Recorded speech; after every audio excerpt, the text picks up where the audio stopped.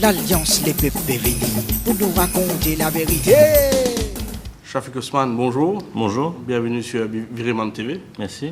Alors, docteur en géopolitique, vous analyse les résultats des élections. Est-ce que les résultats sont surprenants? Oui, effectivement, le résultat très surprenant. Dans le sens où nous pas type expect un résultat de cette ampleur, même si c'est une option concernant une victoire de l'Alliance Les Peuples, surtout dans les derniers jours, dans les dernières semaines plutôt, mais une victoire de cette ampleur-là, une pris de coup la très grande majorité du monde. Et en tout cas, moi, je tiens encore 3 options à quelques jours de cela. Et qui c'est mon option? Alors, première option, c'était une option d'une élection relativement serrée. Donc, un peu comme 76, qui type une victoire on either side. Deuxième option, c'était une victoire, effectivement, de l'Alliance Les Peuples, un peu à la façon de l'Alliance Sociale en 2005, c'est-à-dire une victoire surprise, mais avec une marge confortable. Mais ce moment marge confortable, pour un net coup, les partis dépassent 39 sièges. Donc, les partis dépassent 39 sièges. Et troisième option, c'était grâce à système First Past the Post, une espèce de simulation de 91, que à l'époque, MSM, tu fais une walkover 57-3. Donc, je peux pas voir qu'il peut-être pas se travailler ça, même tu prends une grande victoire aussi. Pas 60-0, bien sûr, les 60-0, mais c'est exclu depuis très longtemps. Donc, finalement, c'est l'option 2 qui est imprimée, mais seulement avec une échelle, avec une grandeur beaucoup plus grande. Et je vous dis, nous trouvons l'Alliance, les peuples, les 3 quarts. Et premier constat, nous prenons numéro 4 jusqu'à numéro 11, nous trouvons 3-0, et y compris le numéro 5. Comment on explique ça? Ben écoutez, comme on trouve ça hier, c'est un confortement de mon analyse, parce que moi, depuis bien longtemps, puisqu'il y a un mois, 6 semaines, même 5-6 semaines, on peut dire que ces élections-là, ces élections qui fait passer, les types vous jouer entre numéro 4 et numéro 18. Donc c'était ça qui m'a dit. L'élection se fera entre 4 et 18, évidemment avec une très grande part dans les régions rurales. Donc je dis, même par exemple dans notre média, qui même peut dire que l'élection là une fait de 5 à 13, ok, et ou peut dire un petit peu pareil, donc de 4 à 11. Donc il est clair que l'électorat rural, l'électorat hindou-hindi particulièrement, il vote majoritairement pour l'Alliance Les Peuples. Sinon, particulièrement, ça swing comme on gagne dans cette région-là. Et ça explique aussi les faits qui sont du monde-là, ils votaient. En fait, c'était la majorité silencieuse. Donc, ils votaient dans cette région-là. Et du coup, le MSM, c'est vrai, ni dans l'Alliance Les Peuples, mais le MSM retrouve un peu son électorat des années 80, parce que c'était lui qui tient dans son électorat, comme on peut dire, nous avons dit de 4 à 13, 4 à 14, etc. C'est lui qui tient dans son électorat-là, qui bascule en 95 côté post-travail, c'est qu'il ne reste avec le post-travail pendant de très longues années, jusqu'à quelques jours de cela. Donc le MSM retrouve son électorat après, nous avons dit, pratiquement 30 ans, un petit peu moins que 30 ans, peut-être 25 ans, les retrouve ce électorat qui tient et qui fait sur la force dans les années 80. Donc, nous finissons l'électorat rural qui rejette le post-travail. Mais est-ce qu'il est tellement faux à rejet là comment expliquer qu'ils ont des leaders Damien Ramboulam, qui est quand même Premier ministre sortant, il n'est pas fini lui. Oui. C'est un changement à la 82. C'est un changement à 82. 82, très peu du monde, même au sein de l'Alliance MMM, PSM à l'époque, tu peux dire qui tu pas bête, qui tu peux dire qui se gare tu peux tomber en 82. Et moi, quand dans cette élection-là, personne n'a participé dire qu'il n'a pas peut tomber. Il a beaucoup causé dernier, tu peux dire qu'il peut troisième, par exemple, mais qu'il peut chuter, qu'il peut tomber, qu'il n'est pas pour élu carrément, pourquoi personne n'a pas expliqué ça, ou alors très peu. Donc, mais pourquoi il fait partie de cette vague-là? Je connais qu'une vague montée, qu'une vague levée. Et moi, j'ai demandé différents médias depuis plusieurs semaines, 2 mois environ. Donc, il y a une vague levée. Donc, cette vague-là levée, je connais qu'une vague levée, il va tout y aller. Donc, il prend y aller. Et c'est dans cette vague-là que nous trouvons non seulement la chute de Mme Goulam, la non-élection de Mme Goulam, la première fois dans sa vie, au fait, qu'il est perdu dans l'élection, mais aussi nous trouvons la chute d'un Norvin Boulel. Exact. Un Norvin Boulel qui s'amène perdre une élection. Mais quand même, en 91, dans victoire MSM, MMM 57-3, nous avons une élection de Navin Ramboula matriculé. Donc là, on expliquer que le hardcore travail fin capable de permettre Navin Ramboula de ne pas passer. En 91, tenant le phénomène de fraîcheur, tenant le phénomène, parce que c'est la première fois que Navin Ramboula peut présenter à une élection, et de surcroît, il peut présenter au poste du Premier ministre. Donc, tenant un élément de fraîcheur, c'est-à-dire Dimoun, il vote Ramboula, parce qu'il est nouveau, c'est le nouveau leader du post-travail, c'est aussi un peu vote de sympathie. Moi, beaucoup de gens Dimoun en 91, qui dit vote par exemple DMSM, N-Travail, c'est un vote de sympathie. Donc, mais cette fois-là, c'est un vote de rejet. Donc, est-ce que c'est l'usure vraiment? Alors, la première raison, c'est un phénomène de l'usure, comment dire, parce que ne pas bien qu'en 82, c'est un phénomène de l'usure de SSR et de ce gouvernement. En 95, sinon, le vote contre MSM et RMM, c'est un phénomène de l'usure de Sané Jagnat et ce gouvernement. Donc là, nous avons un vote contre l'usure de Mme Goulam pendant 9 ans. Ça, c'est la première affaire. Deuxième affaire, c'est un vote aussi contre tout un scandale. Tout un problème, tout un scandale qui dérangeait, les mêmes énumérés, nous tout ça. Alors, bon, n'est pas besoin à l'autre détail aujourd'hui. Pendant ces dernières années, nous trouvons aussi un vote contre les députés, les ministres, dans un problème de proximité. Donc, beaucoup de députés, ministres, ils nous ont fait une permutation, sur un dial, etc. Donc, nous trouvons ça, un problème de proximité. D'ailleurs, hier, la chute d'un Pitambor, par exemple, au numéro 13, qui, moi, je ne suis pas expert, hein, pour être honnête avec vous. Donc, ça démontrait que les députés, vous disons, dépassent des mandats, comme il y a des vignes difficiles aux réseaux de circonscription. Donc, troisièmement. Quatrièmement, maintenant, et non, ça accommodage ou raccommodage, je ne sais pas appeler, de même travailliste qui est vraiment contre nature. Parce qu'il ne fallait pas l'oublier. En 95, l'alliance MMM travailliste, je demande sympathisants, je demande agents, je demande du au terrain, il y a 1 an pour travailler. Parce que il y a une élection partielle en janvier. Élection générale en décembre, donc à peu près 1 an de l'ensemble. 1 an, c'est beaucoup. Mais là, il fait de façon qu'on connaît on-off, il y a comme ça, de façon artificielle, un accommodage entre les 2 leaders, mais la base, pas de suivre. Je vous dis, d'ailleurs, moi, même pour casser l'alliance là, aujourd'hui ou demain là, ou après-demain. Donc, ce qui veut dire que beaucoup de monde, même, et d'après ce qu'on va essayer de dire, que je ne suis pas partisan, je ne dis pas des amis capables vraiment de sa symbiose là.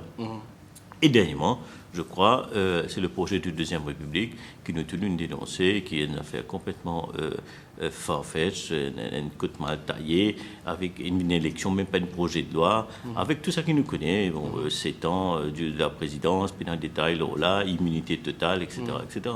Maintenant, nous analysons ce qui nous passait au niveau du MMM, numéro 1, numéro 19, numéro 20, qui est supposément une bastion de militants.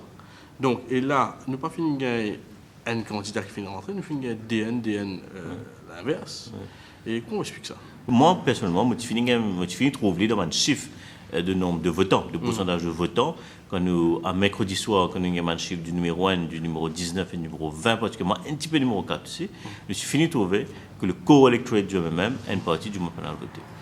Et qui l'Alliance Les Peuples ainsi gagne l'élection DN, le fait de 3 circonscriptions qui vous peut dire là, c'est-à-dire N, 19 et 20. Donc, il démontrait que clairement, sa vague-là, il emporte ça un peu partout dans Maurice, il porte un petit peu partout dans Maurice, mais aussi qui est un certain nombre de militants qui sont pas votés, mais aussi qui adhèrent probablement à l'Alliance Les Peuples à travers Evan Cola-Develou, à travers le mouvement libérateur ou autre. Et aussi, nous connaissons par exemple le Beaubassin, c'est l'effet Kichong. Nous connaissons Kichong qui travaille une fer. Est-ce que vous pensez que Paul Béranger finit à tôt, pas donner Kichong un ticket? Elle est une grande bêtise, moi, tu peux dire. de l'Alliance travailliste même, surtout du côté de même pas de Kichong, enfin quand même. Kichong, non seulement c'était quelqu'un qui était président de la commission économique, c'était quelqu'un de populaire dans ce parti, qui était agi à la base à travers sa fondation d'Abobassin, etc., etc., en plus de représenter entre guillemets la communauté chinoise sino-mauricienne, etc. Donc pas de Kichong, il fait Bandega, et nous trouvons ça, quand Kichong est viré juste avant le meeting, donc le dernier meeting, nous trouvons les faits. Et aussi, qu'il la communauté sino-mauricienne, les Chinois en général à Maurice, d'origine chinoise, qui votent très majoritairement pour l'Alliance des peuples. Mais comment penser maintenant bonne chose pour évoluer par rapport à leadership Paul Béranger au niveau du même, surtout qui Ivan Cohen-Develu finit aussi en tête numéro 19. Oui. Donc un peu un vote de protestation, si nous ne pouvons pas analyser. Comment ça leadership là maintenant pour capable continuer après ou bien évoluer? Oui. Au fait, le fait qu'Ivan est sorti en tête de liste, et by far, et by far de numéro 19, il indique un changement de paradigme très important dans le numéro 19. Pour un jeune, il fallait nous dire que Béranger, comment dire que l'une vient de numéro 19, c'était en 91, hein. Il a fait tout ça quand il est numéro 19, il fait le numéro 18. Pour un jeune, nous vous rappelle qu'il a une perdu en 83, il a un best loser. Une perdu en 87 et pas qu'un best loser, le numéro 18. Léa la ligne micro en 91, grâce aussi au retrait de Chéri numéro 10 Ifra, qui est toujours là. Donc en 91, des Bill, comment dire, mais il prouvait aussi sa victoire éclatante d'Ivan Cohen-Develu là, qui d'ailleurs Munton Ivan il y a qui n'est pas comment dire, capable de répondre le flambeau des militants, etc. Donc si moi, un petit peu le Béranger, Moutidiali déjà en 2005, hein, après qui même petit perdu, même un petit perdu les élections et surtout petit perdu les élections municipales aussi, moi aussi dire qu'il est temps que Paul Béranger aujourd'hui, en 2005, moi il y a 9 ans de cela, qui dit rend le tablier, qui passe le témoin, évidemment il n'est pas le faire. Là, on peut lier dans les médias qui ne peut pas à un moment donné, comment dire, file le rôle de leader de l'opposition à l'Anganou, etc. Mais moi, je ne sais pas quoi, connaissant les mêmes, je ne sais pas quoi qu'il dit pour step down comme leader du MMM, quoi il pour répondre ce bâton de pèlerin comme leader de l'opposition. Mais en tout cas, vous voyez, dans toute une grande démocratie, quand un leader chutait de manière forte, comment le MMM chutait, quand surtout le post-travail aussi chutait, en principe, non seulement je besoin de démissionner, Mme Langoulam de démissionner comme Premier ministre, etc. Mais Mme Langoulam, par exemple, il peut démissionner comme leader même du post-travail après 24 ans. Donc, le leader, il laisse les autres du monde reprendre le flambeau. Et pareil pour le même. Nous avons une succession, mais il y a aussi un fait. Nous avons Vishnu Shmnaraydu, nous avons Ivan Cohen-Develu, nous avons également Kichong, parmi quelques-uns, qui est plus connu, qui fait une quitte MMM. Steve Obigadou, pas fini leader qui est PIP. Est-ce que maintenant, la succession pour le MMM, est-ce qu'il y a un problème? Vous connaissez par exemple une élection au bureau politique au comité central. On fait depuis 2006 au MMM. Donc, un parti qui se dit démocratique, le plus démocratique du pays, le plus structuré du pays. Mais là, 2006, nous arrivons bientôt 2015, ça veut dire à peu près 9 ans, 8 ans, 9 ans, pas de faire une élection interne au sein du MMM. Donc déjà ça, vous avez renouvelé sur une instance, bureau politique, comité central, etc. Maintenant, il y a la question de leadership, et puis il y a la question de leader de l'opposition. Parce que leader de l'opposition, il y a un poste officiel, il y a un poste constitutionnel, etc. Par exemple, si nous prenons les 4 députés du post-travail et les 9 députés du MMM, bon, pour gagner baisse le etc., qui pourra ajouter, ok? Et est-ce qu'il est dans l'opposition, pour leader pour une entente, même si c'est cassé, on travaille ça même pour une entente parlementaire, on travaille ça même, ou alors vous faites bon apport? Ça, c'est une question. Bon, peut-être nous avons la réponse dans quelques jours. Mais en tout cas, ce qui est sûr, c'est que sa poste de leader de l'opposition, en principe, il est le leader de toute l'opposition, bien sûr. Pour revenir au même, c'est qui, en tout cas, pour moi, il est clair et net avec sa victoire de Cohen-Develu au numéro 19, avec sa défaite du MMM au numéro 19, la première fois dans l'histoire, post-indépendance. Première fois dans l'histoire post-indépendance, MMM perdu numéro 19. Ça, c'est un fait. Donc, quand on arrive à une affaire aussi grave, aussi important que ça, Mais si un leader, ou besoin assumer les conséquences, ou besoin step down, ou besoin du monde prend. Maintenant, il n'est pas nécessaire, il n'est pas nécessaire qu'un leader d'un parti, il ait besoin de député. Il n'est pas nécessaire. Mais évidemment, il est fortement souhaitable pour les capables de faire attendre cela avec ça. Il n'est pas nécessaire. Mais maintenant, la question légitime, si Béranger step down, s'il y fait aller, nous tous connaissons ses préférences personnelles pour Alain Ganou, mais bon, il dit bien, fait le choix. Et puis, fait le choix. C'est vrai, Alain Ganou, il est le temps de délai, c'est dans ses conceptions qu'on dit seul gagne 3-0 de travail, c'est même. Donc, il a une crédibilité, comment dire, par rapport à ça. Maintenant, et puis il fait un travail de leader de l'opposition aussi quand Paul Béranger était malade. Donc maintenant, c'est à eux de voir, de faire l'introspection. Mais comment au cause même, nous à cause pas ce travail ceci. Le travail c'est plus pire parce qu'il est décimé complètement. Le travail aujourd'hui se retrouve avec 4 députés élus à la régulière. Sans Ramboula, mais sans Boulel. Sans Anglam, sans Boulel, sans Béchou, enfin sans toute là, ça. Mais aussi avec un seul, nous capables d'être député sur autant, ministre sur autant, Chakil Mohamed, qui là aussi a été repêché. À la dernière heure. Donc, 3 nouveaux. 3 nouveaux là. Il est capable de faire très positif, il y a mis du sang nouveau, etc. Mais ça a aussi montré, je disais que le post-travailliste doit vraiment se repenser, se restructurer. Et vous connaissez comme un affaire majeur comme ça arrivé après une défaite aussi importante que ça, le leader doit step down. Ça se passe partout, en France, en Grande-Bretagne, aux États-Unis. Enfin, aux États-Unis, il y a un autre système un peu différent.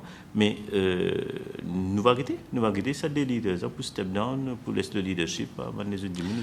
Il y a une question très populaire. Donc, nous finissons un phénomène sans là, c'est un clip qui s'appelle Viremam. Le terme Viremam est vulgarisé partout.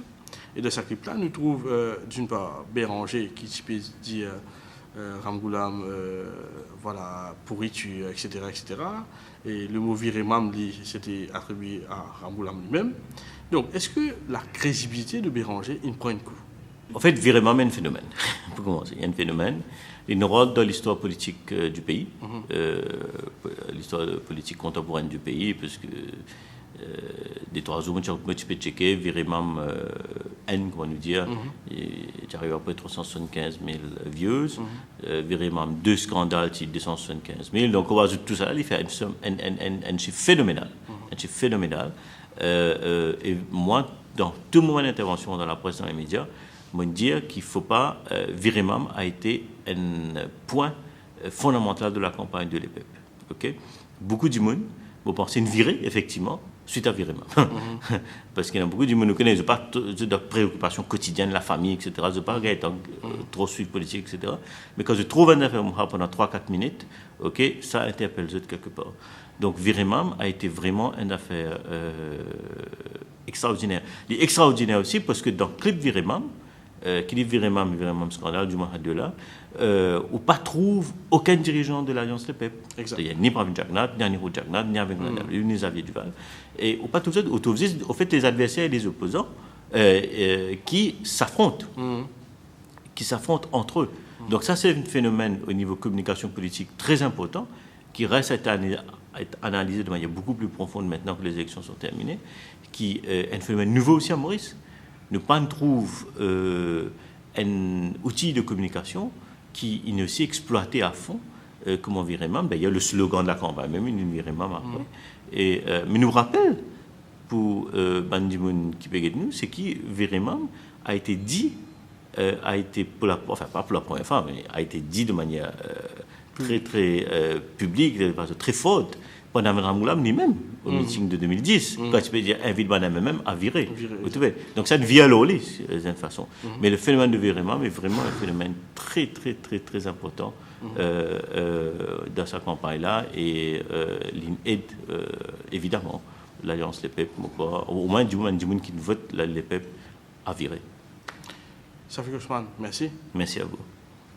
Nous vivons là-dedans. Pas toi. L'Alliance LEPEP est venue pour nous raconter la vérité.